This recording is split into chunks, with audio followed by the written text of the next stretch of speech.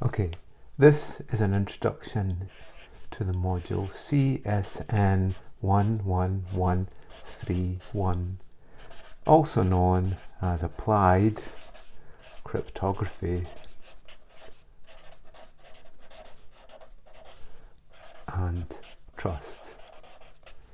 And it really focuses on building up an infrastructure or a knowledge base in understanding how all the elements of cryptography fit together so that we can have security, we can have integrity, and also where we can have resilience. So over the path of the module, we'll be able to see how all of the elements that we have within inside cryptography fit together in order to create secure, trustworthy, and resilient systems. So trust is a key element for us. And really it's a story about Bob and Alice. And we have Bob, and we can also have Alice.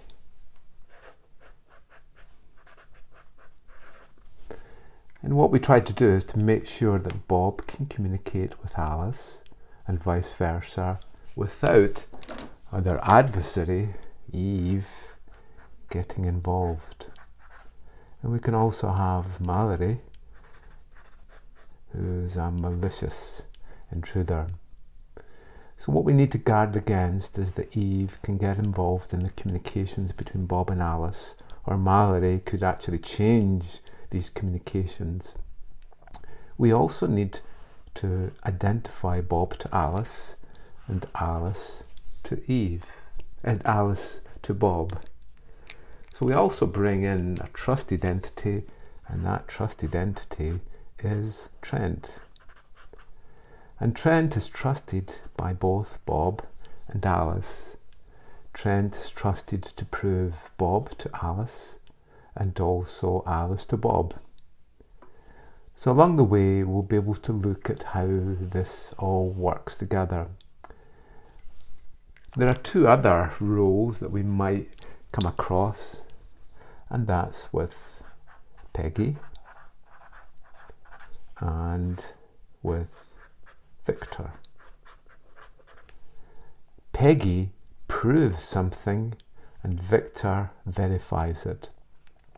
So at the end of the module, we'll be looking at what are called zero knowledge proofs. And is it possible for us to create things that can prove that we have knowledge of something without actually revealing the data? So Peggy and Victor are very important for proving something without actually revealing the secrets that we have. So those are some of the actors that we have that we'll look at along the way. First, though, let's look at how the module will be delivered. So the delivery of the module has certain key elements. So you should find that the lectures should be delivered on YouTube, and then our Teams channel will provide us with a core communications infrastructure. Along with this, we'll be using possibly Overleaf for the coursework element of it. There's no need for Overleaf, but it's a good infrastructure to be able to learn how to use LaTeX. And LaTeX is excellent for your dissertation documents.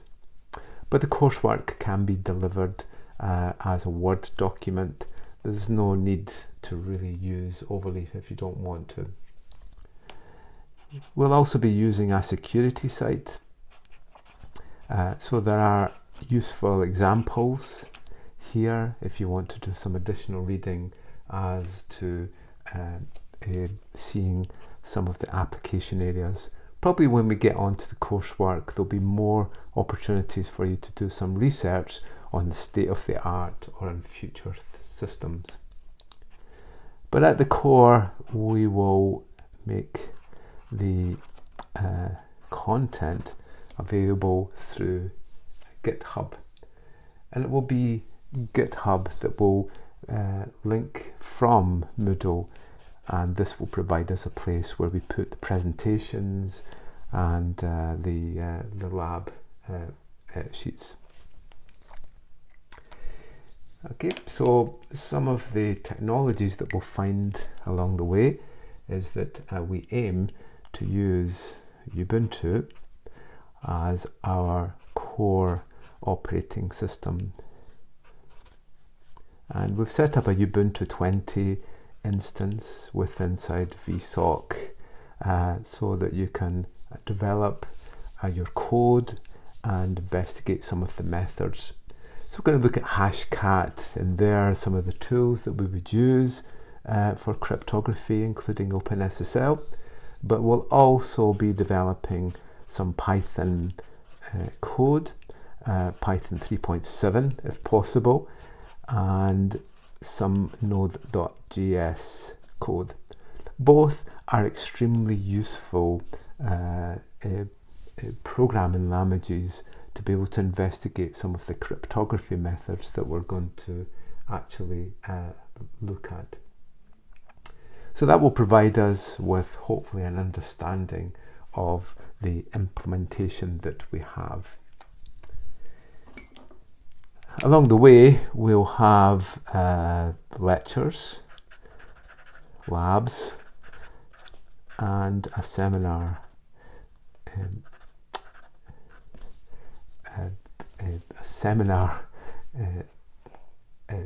class. So the lecture runs 9 to 11, the labs run 11:30 to 1:30, and then there's a seminar in the evening. So these are open sessions, so anyone can attend at any time and you can have a catch up.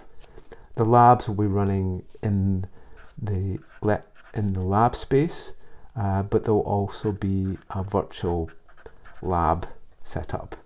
So you decide which one that you want to join. The lectures will be in A17 and also online. So we'll hopefully be broadcasting live so you can watch the lecturer, but the actual lectures will still be available on YouTube to watch them. And then the seminar, we've got some really interesting speakers to come along, but this will allow others to be able to catch up on the labs and the lectures if they've missed them. Okay, so hopefully you'll be able to join those sessions. The way that we assess the module is in week 9 we have a test, and the test is worth a percentage of the marks, 40%. And then in week 15 we have a coursework submission. So I'll explain more about these assessments later on. But week 9 covers the core fundamentals that we're going to look at for cryptography, and will be a test taken over Moodle, and then you should know where you stand with your grade here, and then we'll take our coursework submission at the very end of the module. So I'll explain these in more detail once we actually get closer to them. But really from week 2 to week 8, the fundamentals that we learn will probably feed into the test that we are doing. Okay, so that's an outline of the delivery of the module, and now let's look at some of the complexity that we face in trying to understand this.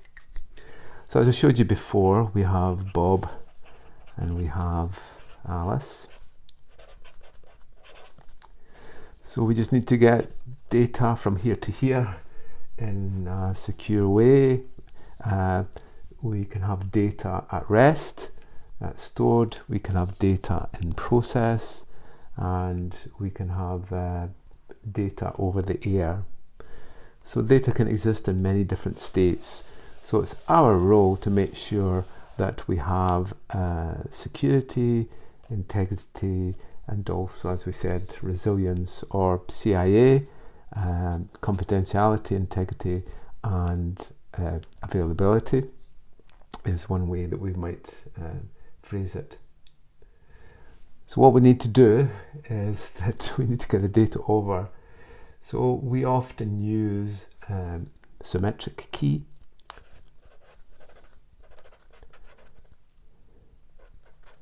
Which involves the same key on either side. So typical methods that we see here are AES and CHA-20. So Bob and Alice can use AES encryption and then send the data, but we're left that they need a shared key between them. So one of the methods that we use is what's called key exchange. With key exchange, Bob and Alice can openly communicate even though Eve is listening, and she shouldn't be able to determine the key that is generated. So some of the methods that we have for this are Diffie-Hellman and elliptic curve Diffie-Hellman. We'll see elliptic curve quite a lot. It's used much more often now than core Diffie-Hellman. But with the Diffie-Hellman method, Bob and Alice can openly communicate and then end up with the same shared key. They can then use symmetric key encryption to be able to secure the tunnel that we create between them. This is known as a secure tunnel. Along with this, we need to make sure that the data that we're actually sending has some integrity. So what we do is we add in a hashing method, and we create a hash of the data that we're actually sending, so that if it's changed, then Alice can determine that it's been changed.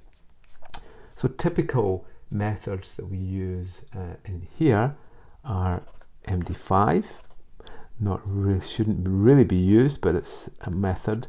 SHA-1 and SHA-256. We'll be able to see this in a bit more detail when we look at hashing methods. But we also have different encoding methods, because sometimes we just can't send our data over our communication channel. So we have encoding methods, and those encoding methods might be hexadecimal or base 64. And this is a representation of the data that we have in a binary data that we have in a human readable format, and that encodes the data into a different format or for us to view. And as I said, hex and base 64 are the most popular encoding methods. Then we need to make sure that we can prove Bob to Alice. So what happens here is that we create a public and a private key. So this is Bob's private key, and this is Bob's public key. And these keys work together so that one can encrypt and the other one can decrypt. Public key is a bit like a padlock. Bob can distribute his padlock to anyone, but only the private key will open up that specific padlock. This is used in several different ways. One way is to encrypt data rather than use symmetric key. We can encrypt. Alice can encrypt with Bob's public key, and then Bob can decrypt with his private key. But where we use public key encryption more is signing for data, and that Bob can prove that he was the one who signed for the data, and Alice can prove that he was the true sender of the data and the message is his and that it hasn't been changed. With this, we create a digital signature. And a digital signature takes the message and then creates a hash of that message, and we use the private key to be able to create a digital signature.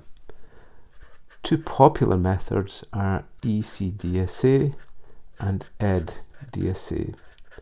This one here is used in Bitcoin and Ethereum. This one is quite popular now for some new applications. Then the public key can then be used to prove this digital signature. So Alice would check the signature that she receives to make sure that they actually tally up. But what methods can we use to implement this public key encryption? Well, the three main methods that we'll see are RSA, LGAMO, and elliptic curve cryptography. RSA is still around a great deal. We see it in digital certificates.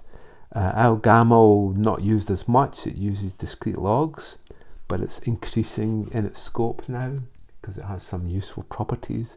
But elliptic curve is the one that's really taken off, and we'll find elliptic curve is used often to create this key pair. It's used with Bitcoin, Ethereum, most blockchain applications. IoT applications also use elliptic curve, but RSA is still a very important method for us. And then how can we make sure that we get Bob's public key over to Alice and for it to be trustworthy? Well, this is where Trent comes in, and Trent basically signs a certificate, a digital certificate that can be sent over to Alice. Alice trusts Trent, checks the signature and makes sure that it really is Bob's public key that is actually on that digital certificate. This is known as the PKI, or public key infrastructure, and we'll find it's fairly complex in its structure and how it's signed, but it's a fundamental part of security on the internet. And then along with this, we have a whole lot of methods: zero knowledge proofs and homomorphic encryption and rights and access control and many other things that we need to think about. Okay, so hopefully at the end of the module you'll have a stronger understanding of how all of these elements fit together into our complete picture.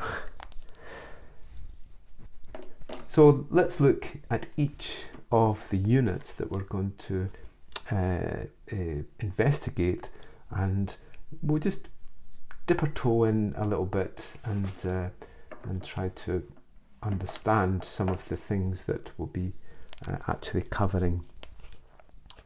So the first one will be to look at the basic fundamentals.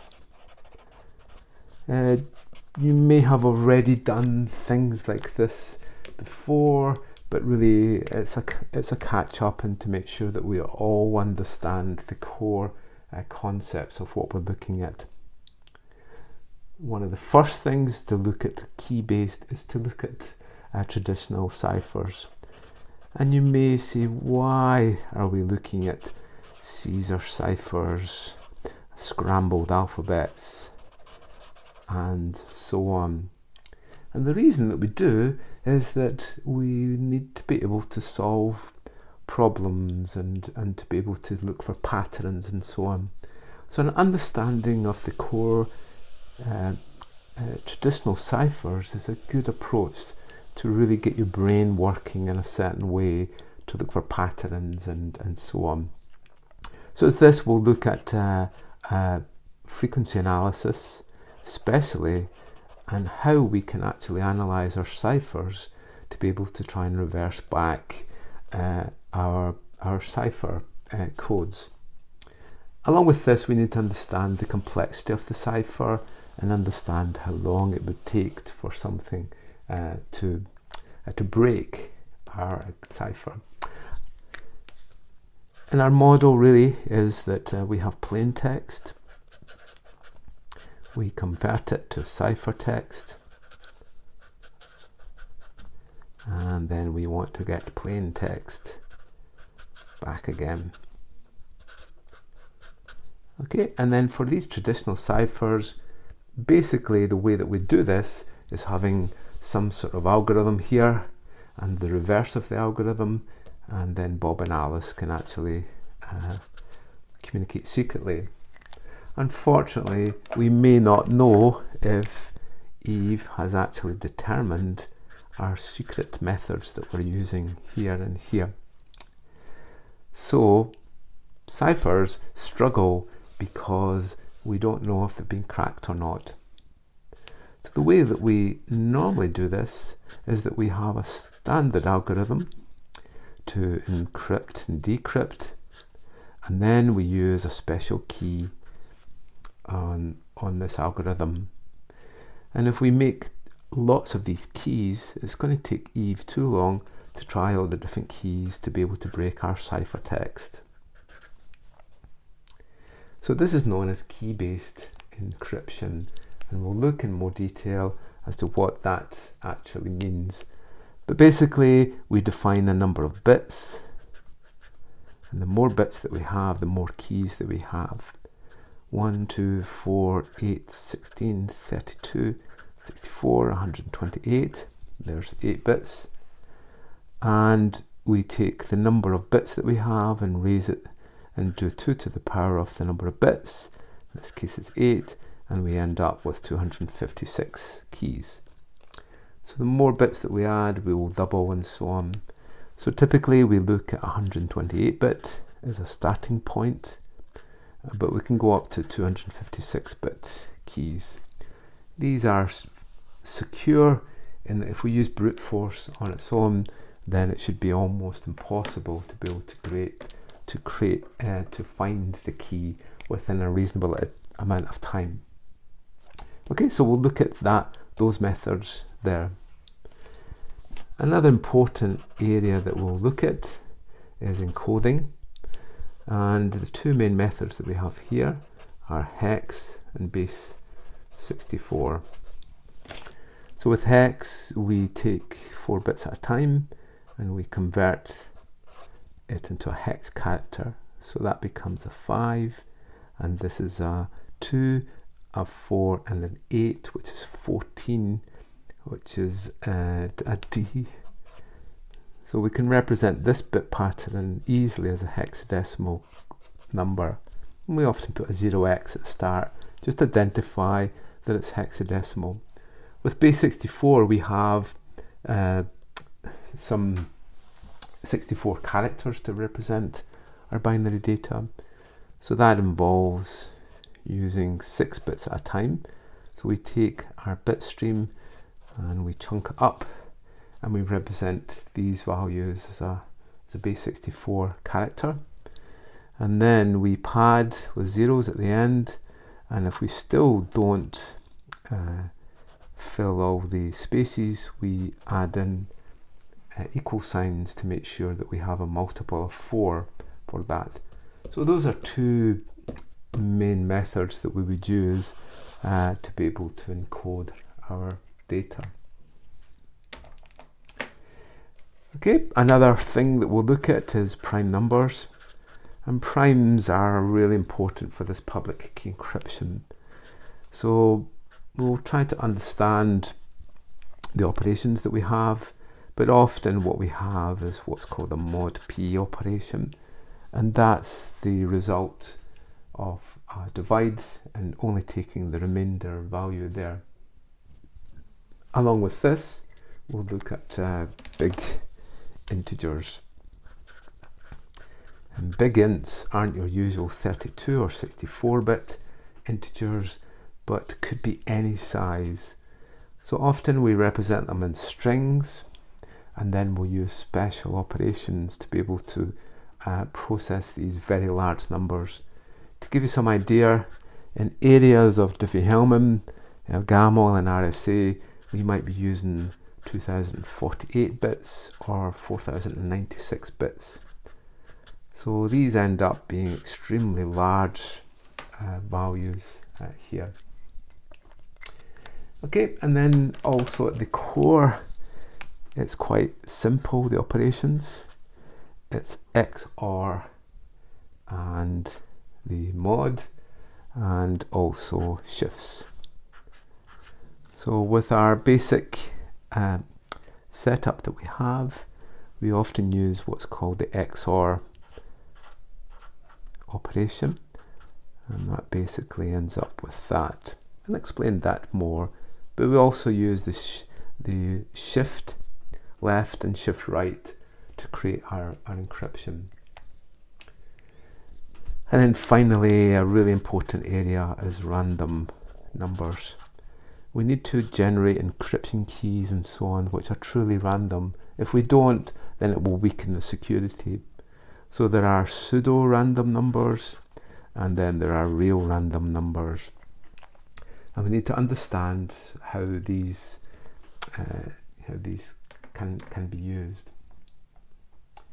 Okay, so that's the first unit that we'll look at. The second unit looks at the fundamental area of symmetric key. And with symmetric key, it has two M's. We'll look at the core aspects of that.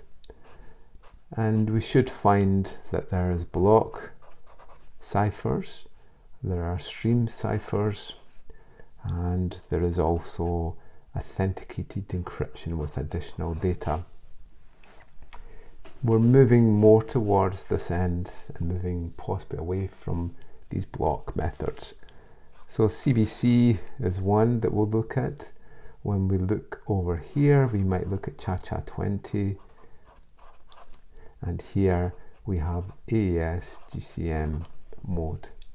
So these provide us with the basics of using symmetric key, which remember is using the same key on either side. AES is by far the most popular method of using encryption. With this one, what we'll find is that we'll take our data, and for a block we have a certain block size. So a typical block size is 128 bits or 16 bytes, and we fill our data up into these blocks, and then we take our key and we end up ciphering these into our ciphertext. So we apply a key, but we also apply a salt value. You can also call it a nonce value, or an initialization vector. And that initialization vector or salt allows you to make sure that we have a different cipher every time we encrypt. But when we're sending the cipher, we also need to send the salt value with it, because without the salt value, we'll not be able to decrypt the cipher stream.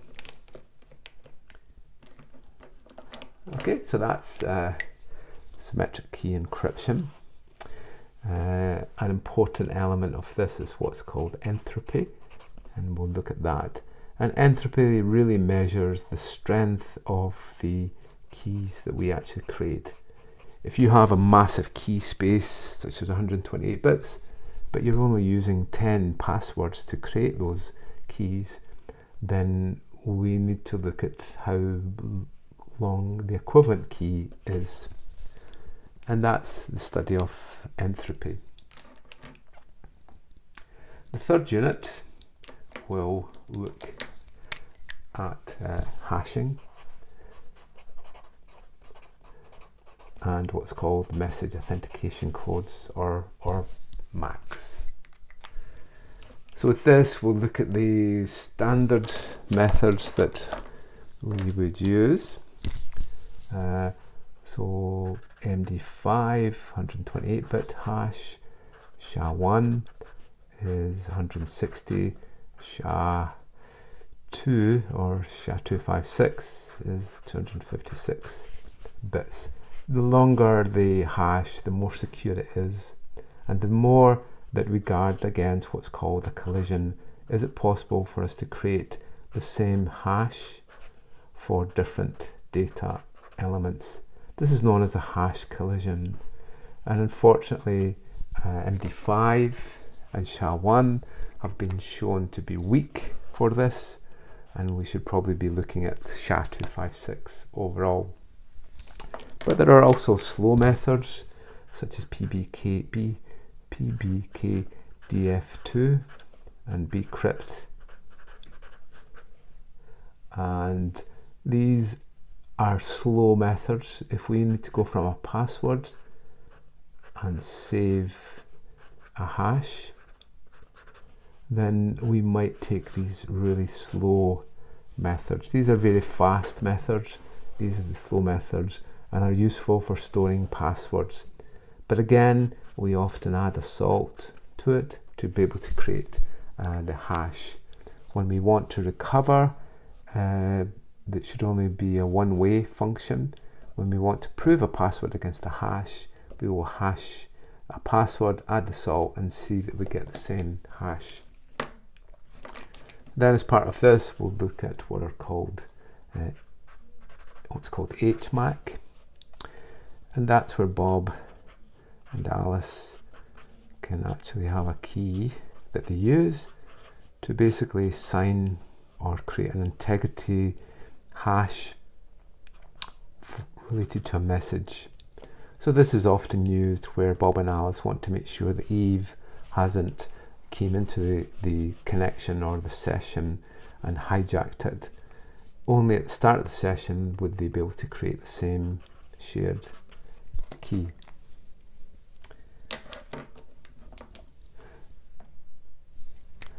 An extremely important area that we'll look at then will be into public key encryption. And with public key encryption, we have two keys, as we saw over here. So unit 4 is public key. We have two keys, a private key or a secret key, and a public key. As I said, the main methods that we create with this: elliptic curve, discrete logs, and I say elliptic curve is the one that's used most often. So we'll look at really how we can use this to sign for messages, such as using the elliptic curve DSA method for that. Again, a tool that will be used throughout the module is OpenSSL. I maybe didn't mention it over here, but OpenSSL is a core tool that we would often use to be able to check our crypto. And if we have time, hopefully we'll be able to look at pretty good privacy in terms of sending secure emails from there. Again, I explain roughly how these methods work. As we outlined here, key exchange is very important. So with key exchange, we'll look at the wonderful Diffie-Hellman method. And with Diffie-Hellman, Bob and Alice can create a secret, send some values over, and they end up with the same key there. So this allows us to be able to share a key with even when Eve is listening. So the two main methods that we'll look here are Diffie-Hellman and elliptic curve Diffie-Hellman. This is the method that's most often used these days for our key exchange. Then we'll look at in a bit more detail at these digital certificates in Unit 6, and also for the signatures that we're going to look at. So we probably won't look too much into signing here, just a basic concept, but here we'll actually look at the detail of what actually happens. So we'll look at how we can create these certificates that can contain the most important public key, and then how we sign. So as part of that, we need to look at the PKI infrastructure and how these trust entities, such as Trent, can actually sign for these most trusted of all certificates. Any breaches in this infrastructure can cause lots of problems. Okay, so we'll have a look at how we create certificates and how they're actually used in there, and then how we can create our digital signatures that can prove the certificates, but also can now prove transactions too. And there, hopefully, we'll look at tunneling, very important area. And with tunneling, we have SSL and TLS, and we need to make sure that we can, Bob and Alice can communicate and check the identity of the website that they're connecting to.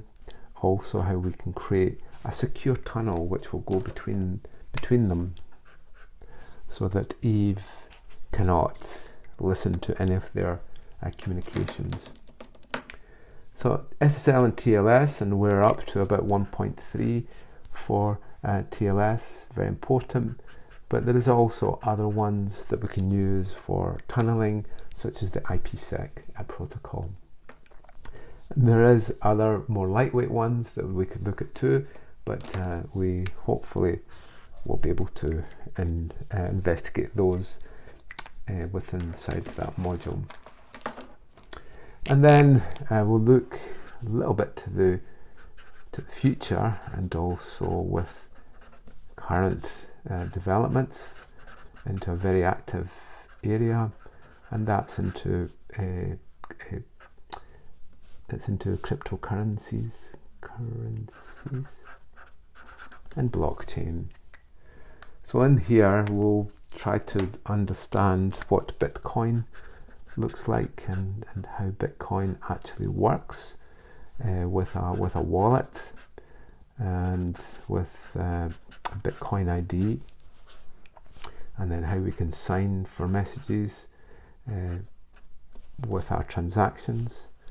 Then on to Ethereum, and especially into the usage of smart contracts, and with the improved consensus mechanisms that we have within Ethereum. Bitcoin, as you may know, consumes a great deal of energy, so we need to move away from that type of approach. But looking also at Ethereum and the usage of smart contracts, and also into permissionless and permissioned ledgers. And then finally we'll look at some future crypto, and we'll try to gaze into the future and try and understand what are the areas that are developing. And this will form a part of the coursework that we will be undertaking. And we want you to write a research paper focused on future crypto. The test will focus on the theory areas, where this part here will feature on one of the topics that you'll select. So these might include what are called zero knowledge proofs. Is it possible for Bob and Alice, for Bob to prove his password without actually revealing his password? And that can be done through a zero knowledge proof. Another area that's happening is that I can create an encrypted value of a number and another encrypted value of a number. If I can then add them together, I get the encrypted value of the two values added. So this is known as homomorphic encryption, and where I can process encrypted values. And then we also look at lightweight crypto. So on sensors and limited devices, it's not easy running all of these methods. So we can look at lightweight crypto to be able to reduce the overhead of running symmetric key and hashing and so on. A risk that we face though on the internet is that quantum computers will come along, and quantum computers will be able to crack our existing elliptic curve methods. So post-quantum crypto looks at the new methods of public key encryption and digital signatures and replaces them with new methods, as we'll find lattice is one, isogenes is another, and so on. So in this part we'll start to look at the future, and hopefully this will give you a grounding in some of the methods that we might use. Okay, so thank you, and hopefully you'll learn a whole lot about these things in the coming weeks. Thank you.